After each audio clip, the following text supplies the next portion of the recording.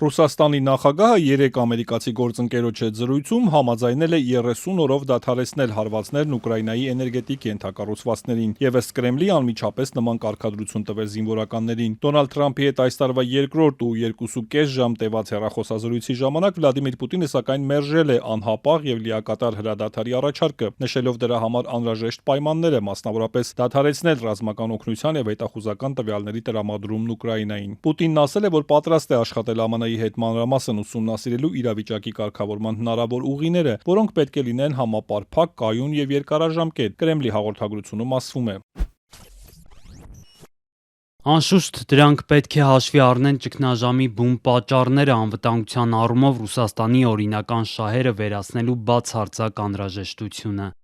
Նախագահները նաև պայմանավորվել են բանակցություններ սկսել Սև ծովի անվտանգության եւ ծովում կրակը դադարեցնելու հարցով։ Պուտինը Թրամփին փոխանցել է, որ այսօր տեղի կունենա գերիների փոխանակում 175-175-ի դիմաց սկզբունքով։ Առաջնորդները նաև կշարունակեն ջանքերը երկկողմ ձևաչափով խնդրի կարգավորմանը հասնելու համար։ Սպիտակ տան ղեկավարն ավելի ուշ Fox News-ի հետ զրույցում հերքել է, թե քննարկել են նաև Ուկրաինային ռազմական աջակցությունը դադարեցնելու հարցը։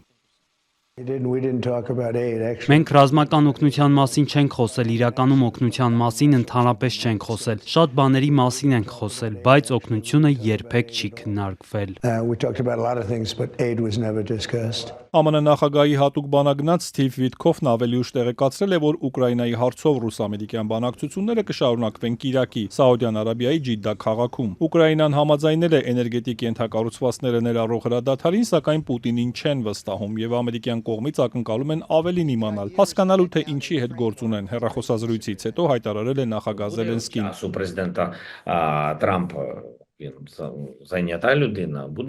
Նախագահ Թրամփը զբաղված մարդ է, բայց երբ ժամանակ ունենա ցանկացած պահի կարող է զանգահարել ինձ, ունի իմ հեռախոսահամարը։ Պատրաստ ենք սիրով խոսել հետագա քայլերի մասին։ Պուտինի հանդեպ վստահություն չկա։ Թրամփ-Պուտին հեռախոսազրույցից հետո Ֆրանսիայի նախագահը հեռացող կանցլեր Օլաֆ Շոլցի հետ Բեռլինում կայացած մամուլի ասուլիսին վերահաստատել է աջակցությունն Ուկրաինային։ Էմանուել Մակրոնն ասել է, որ նպատակը պետք է մնա նույնը՝ հաստատել հրադադար, որը կլինի վերահսկելի, կհարգվի եւ ճանապարհ կհարթի խաղաղությանն ուղղված քննարկումների համար, ինչն էլ թույլ կտա ամուր եւ տեղական խաղաղություն հաստատել, դրան ուղեկցող երաշխիքներով։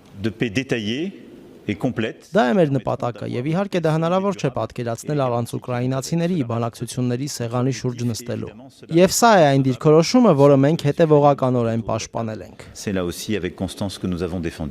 Կհետևի արդյոք Ռուսաստանը հրադադարին։ Միջազգային հարցերով փորձագետ Ստանիսլավ Ժելիխովսկին Նաստասիա Եվրեմիային ասել է, որ ամենայն հավանականությամբ Պուտինը առայժմ չի դադարեցնի կրակը։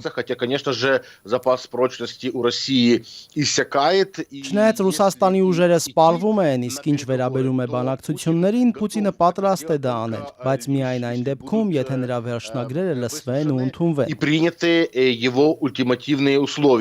Ուկրաինայի խորհրդարանի падգամավոր Արսենի Պուշկարենկոն ազատության ուկրաինական ծառայության հետ զրույցում ասել է, որ փոխվել է Ռուսաստանի հանդեպ ԵՄ երկրների, ինչպես նաև Մեծ Բրիտանիայի դիրքորոշումը, ապա հավելել, որ Ռուսաստանը չի դադարեցնի պատերազմը։ Կարծում եմ Ռուսաստանը կշարունակի ձգձգել պատերազմը եւ հիմարացնել Ամերիկայի Միացյալ Նահանգներին եւ մյուս դաշնակիցներին։